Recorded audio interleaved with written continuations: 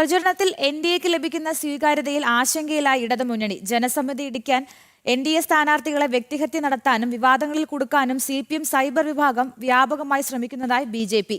പരാജയഭീതി മുൻകൂട്ടി കണ്ടുള്ള അങ്കലാപ്പാണ് സിപിഎമ്മിനെന്നും ബിജെപി ചൂണ്ടിക്കാട്ടുന്നു. വിവരങ്ങളുമായി ജ്യോതിഷ് ജനാർദ്ദനൻ ചേരുന്നു.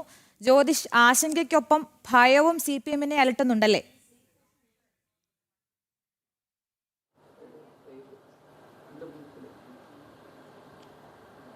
അശ്വതി, തീർച്ചയായിട്ടും. കാരണം ഈ തവണ നമുക്ക് എൻഡിഎക്ക് വലിയ സ്വീകാര്യതയാണ് സംസ്ഥാനം ഒട്ടാകെ ലഭിച്ചുകൊണ്ടിരിക്കുന്നത്.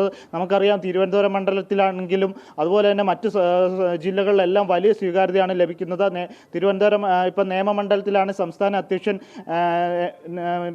സംസ്ഥാന അധ്യക്ഷൻ രാജീവ് ചന്ദ്രശേഖറും അതുപോലെ തന്നെ കഴക്കൂട്ടത്ത് വി മുരളീധരനും വട്ടിയൂർക്കാവിൽ ആർ ശ്രീലേഖയും ഒക്കെ പോലെയുള്ള തലപ്പൊക്കമുള്ള സ്ഥാനാർത്ഥികളാണ് മത്സരിക്കുന്നത്. മറ്റ് ജില്ലകളിലും അതുപോലുള്ള സ്ഥാനാർത്ഥികളാണ് മത്സരിക്കുന്നത്. എന്നാൽ ഈ സ്വീകാര്യത കണ്ട് ഇടതുമുന്നണി വലിയ ആശങ്കയിലാണ്. അതുകൊണ്ട് തന്നെ ഇപ്പോൾ കഴിഞ്ഞ ദിവസങ്ങളിൽ ആർ ശ്രീലേഖയ്ക്കെതിരെ വരെ വ്യാജ വീഡിയോ നിർമ്മിക്കാനുള്ള ശ്രമം നടത്തിയിരുന്നു. അത് BJPക്കെതിരായ ഒരു അജണ്ട ഉണ്ടാക്കിക്കൊണ്ടുള്ളൊരു വീഡിയോ ആയിരുന്നു കഴിഞ്ഞ ദിവസങ്ങളിൽ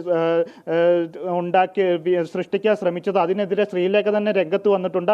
അതുപോലെ ഇപ്പോൾ രാജീവ് ചന്ദ്രശേഖറിനെതിരെ അപരനെ ഇറക്കിക്കൊണ്ടും ഒരു വോട്ട് BJPയുടെ വോട്ടുകൾ തട്ടിയെടുക്കാൻ പറ്റുമോ എന്നുള്ള ശ്രമമാണ് ഇപ്പോൾ LDFിൻ്റെ ഭാഗത്തു നിന്ന് ഉണ്ടാകുന്നത്.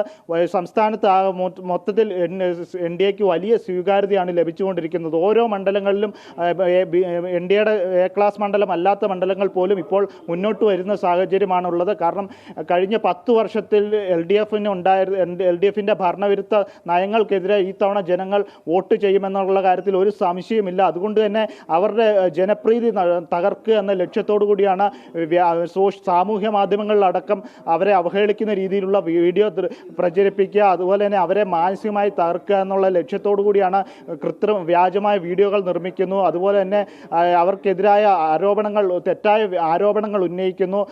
അതുപോലെ തന്നെ അവർക്ക് തിരുവനന്തപുരത്ത് നിന്ന് വിവരങ്ങൾ നൽകുകയായിരുന്നു ജ്യോതിഷ്.